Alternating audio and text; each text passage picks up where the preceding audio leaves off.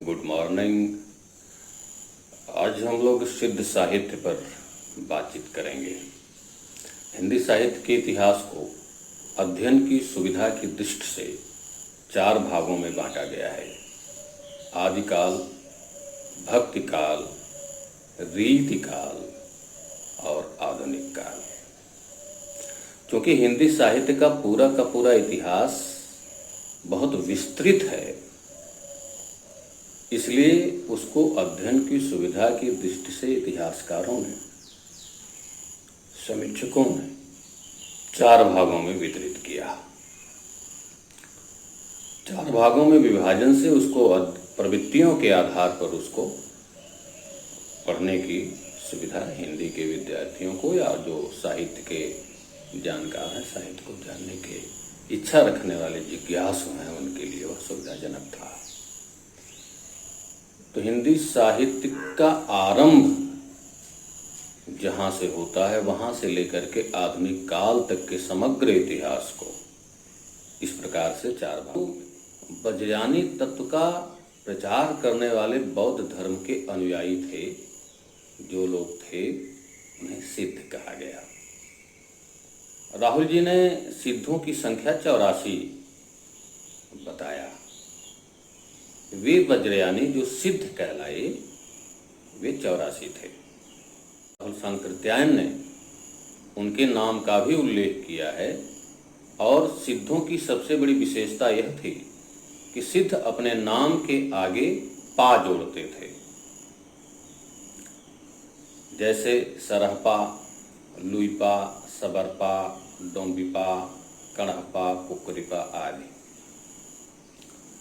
बौद्ध धर्म का प्रचार प्रसार करने के लिए, बौद्ध धर्म विशेषकर बौद्ध धर्म के वज्रयानी तत्व का प्रचार प्रसार करने के लिए जो साहित्य लिखा गया वह साहित्य सिद्ध साहित्य कहा गया।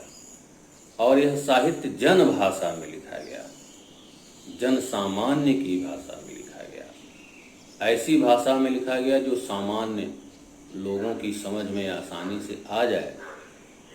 धर्म के मूल केंद्र में ही जन सामान्य होता है। जन सामान्य में जो विकृतियां हैं, जो कुरीतियां हैं, जो अंधविश्वास हैं, जो रूढ़ियां हैं, उनको दूर करना साहित्य का उद्देश्य होता है।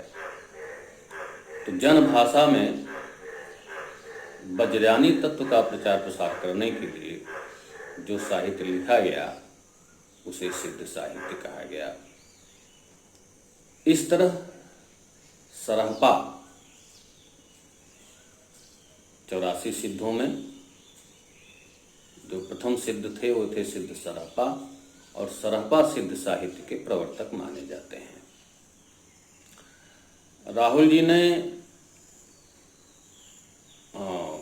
सिद्धों की संख्या जैसा कि बताया गया कि 84 बताई, और उन्होंने इनका समय सिद्ध सरहपा का 769 ईस्वी निश्चित किया है। सरहपा का नाम सरोजभद्र, राहुल भद्र आदि भी था। उन्हें सरोजभद्र और राहुल भद्र आदि नाम से भी जाना जाता है। इन्होंने, सरहपा ने 32 ग्रंथों की रचना की, जिसमें इनका सबसे प्रसिद्ध जो ग्रंथ है वह है दोहा कोश। दोहा कोश का संपादन डॉक्टर प्रबोध चंद्र बागची ने किया। इस बात को याद रखिए। आपसे पूछा जाए कि दोहा कोश का संपादन किसने किया, तो इस बात को याद रखने की जरूरत है कि दोहा कोश का संपादन डॉक्टर प्रबोध चंद्र बागची ने किया। दोहा कोश में सरहपा के साथ साथ अन्य सिद्धों, कई सिद्धों, तिल्लोपा, कणहपा आदि के दोहे भी संग्रहित किए गए हैं।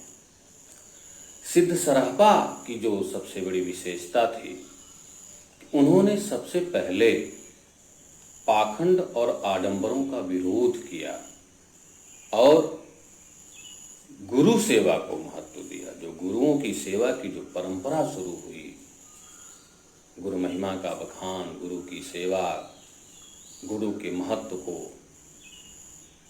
स्वीकार करना, वह सब सिद्ध सरहपा ने सबसे पहले अपने साहित्य में गुरु सेवा के महत्व को उकेरा, उसका उल्लेख किया। सिद्ध सरहपा सहज भोग से जीव को महासुख की ओर ले जाने की बात करते हैं। वे कहते हैं कि भोग आदि के साधनों में सुख नहीं है। और अगर हम सरहपा के दोहा को, जिसको दूहा कहा जाता है, उनकी रचनाओं को पढ़ें तो उनकी भाषा अत्यंत सरल है तथा गेय है और रचना में भावों का सहज प्रवाह हमें मिलता है। भाषा हिंदी है, उस पर यत्र तत्र अपभ्रंश का प्रभाव दिखता है। संत साहित्य के भाव, जो संत साहित्य का जो भाव है, जो शिल्प है, उसके बीज हमें सबसे पहले सिद्ध सरहपा में दिखते हैं। और इसीलिए हिंदी साहित्य के प्रारंभिक काल को इन्हीं कारणों से, और कई कारण हैं जिनके कारण आचार्य महावीर प्रसाद द्विवेदी ने सिद्ध साहित्य को, या सिद्ध साहित्य को ही केवल नहीं, जितने भी साहित्य आदिकाल में लिखे गए, समग्र आदिकाल को, हिंदी साहित्य के आरंभिक काल को, आदिकाल नाम तो आचार्य हजारी प्रसाद द्विवेदी का दिया हुआ है, जो हिंदी साहित्य का आरंभिक काल है उसको आचार्य महावीर प्रसाद द्विवेदी ने बीज वपन काल कहा था। सिद्ध सरहपा का एक दोहा है, उसको देख करके हिंदी अपनी प्रारंभिक अवस्था में किस प्रकार से थी, उनके दोहों में हिंदी के शब्द कैसे मिलते हैं, इसको देखा जा सकता है।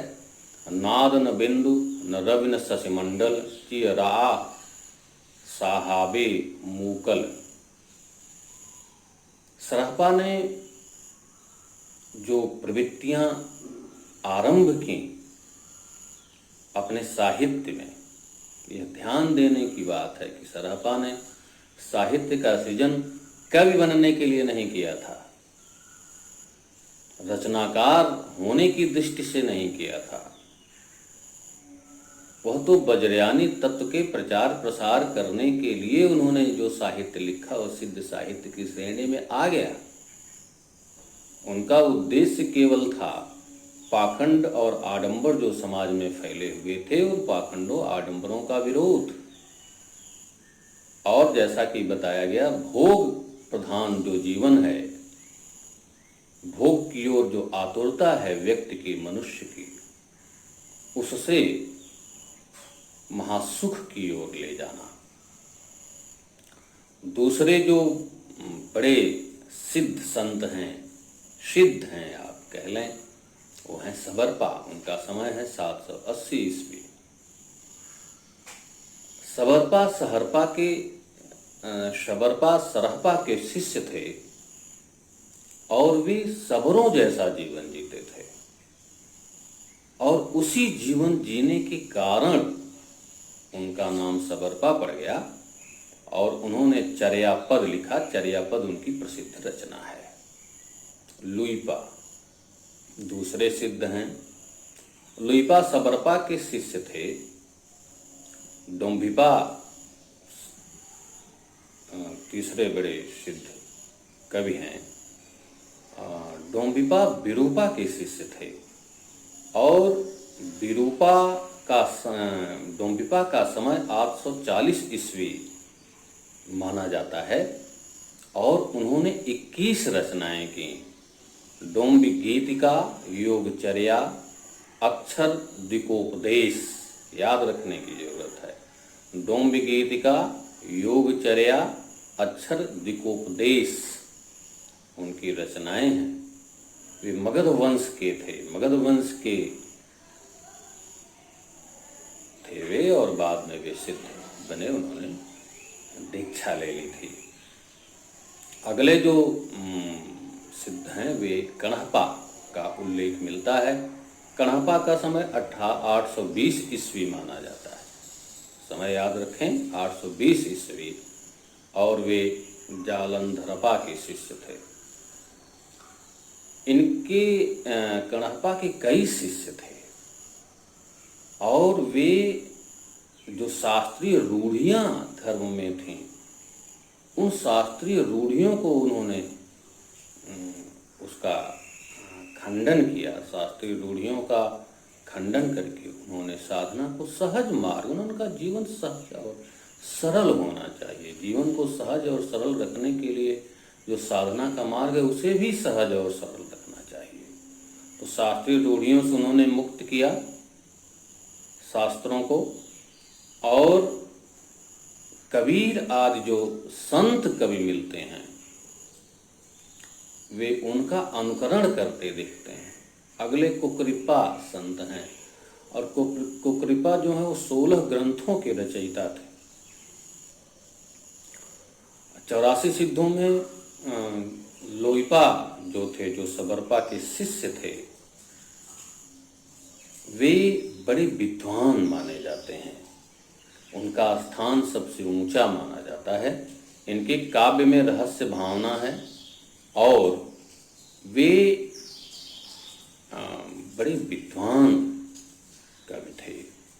और ये कहा जाए कि उस समय के सबसे जो 84 सिद्ध थे, उन 84 सिद्धों में सबसे विद्वान माने जाते थे। उनका स्थान सबसे ऊंचा था। जो विरूपा सिद्ध थे, विरूपा की वाणी अंतर्मुखी साधना से युक्त थी। विरूपा की वाणी, जो सिद्ध विरूपा थे, उनकी वाणी अंतर्मुखी साधना से युक्त थी। इसके अतिरिक्त जो तमाम सिद्ध थे, सिद्ध तो 84 थे, उल्लेख केवल कुछ का हुआ, जो तमाम सिद्ध थे, उन सिद्धों ने भी जन भाषा में, जिसे हिंदी को उस समय जन भाषा कहा जाता था, उसे हिंदी क्यों कहा गया, इस पे अलग से बातचीत होगी, उसका एक वीडियो आप देख सकेंगे। तो उन्होंने भी जन भाषा में, विरूपा ने, अन्य सभी सिद्धों ने जन भाषा में पद्य रचना किया। और उनकी रचनाओं को जब हम देखते हैं तो उनकी रचनाओं का कोई साहित्यिक महत्व नहीं है। उनकी रचनाओं का अगर आप कवित्व की दृष्टि से देखेंगे तो कोई महत्व नहीं मिलता है। लेकिन यदि आप उनके योगदान को देखेंगे तो उनका योगदान बहुत बड़ा है। इन कवियों की प्रवृत्ति का प्रभाव संत काव्य पर पड़ता है। संत काव्य की जो अखरता है, जो योग साधना है, आडंबरों का विरोध है, अंतः साधना है, गुरु का महत्व है, गुरु की महिमा का बखान है, वह सब हमें जो भक्ति काल में सामाजिक चेतना के रूप में दिखता है, सामाजिक चेतना की पृष्ठभूमि जो हमें भक्ति काल में दिखाई देती है, वह सब की सब सिद्ध साहित्य में देखी जा सकती है। सिद्ध साहित्य में उसके बीज वपन कर दिए गए थे, सिद्ध साहित्य में उसके बीज पड़ चुके थे। सरहपा की जीवन दृष्टि जो थी, सिद्ध सरहपा की, उसमें सहज ढंग से जीवन को संयमित जीने का उन्होंने सुझाव दिया, मार्ग दिखलाया कि जीवन सहज संयम पर आधारित हो, पाखंड और आडंबर का विनाश करने की बात उन्होंने कही। उनका पाखंड और आडंबर जीवन में न हो, इसके साथ साथ गुरु की सेवा, सरहपा गुरु की सेवा को महत्व देना आरंभ किए। बाद में भक्तों और संतों और जो परंपरा हमें मिलती है गुरु सेवा की, उसी से मिलती है। और सहज महासुख मार्ग, सहज मार्ग उन्होंने जीवन जीने को बताया, और भोग की तरफ से महासुख की तरफ चलने की उन्होंने बात की। ज्योतिषर ठाकुर ने अपने वर्ण रत्नाकर नामक ग्रंथ में, जो मैथिली भाषा में उन्होंने लिखा, उसमें उन्होंने 84 सिद्धों की चर्चा की है, और उन 84 सिद्धों का नाम भी उन्होंने दिया। डॉक्टर बच्चन सिंह ने लिखा है जो सिद्धों की भाषा है, उस भाषा पर चर्चा करते हुए डॉक्टर बच्चन सिंह ने लिखा है कि आक्रोश की भाषा का पहला प्रयोग हमें सिद्ध सरापा में दिखता है। और जो चर्या पद लिखे गए, चर्या पदों की रचना अवहट्ट भाषा में हुई। दोहा और चर्या पद सिद्ध साहित्य का जो दोहा था, जिसे दोहा कहा जाता था, और चर्या पद संत साहित्य में साखी और सवदी के रूप में दिखाई पड़ता है। दोहा और चर्या पद सिद्ध साहित्य में साखी और सवदी के रूप में हमें दिखाई देता है।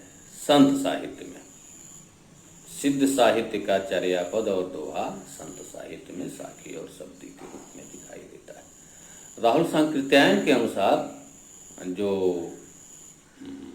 सरापा थे वे पांडित्य और कवित्व दोनों में बेजोर थे।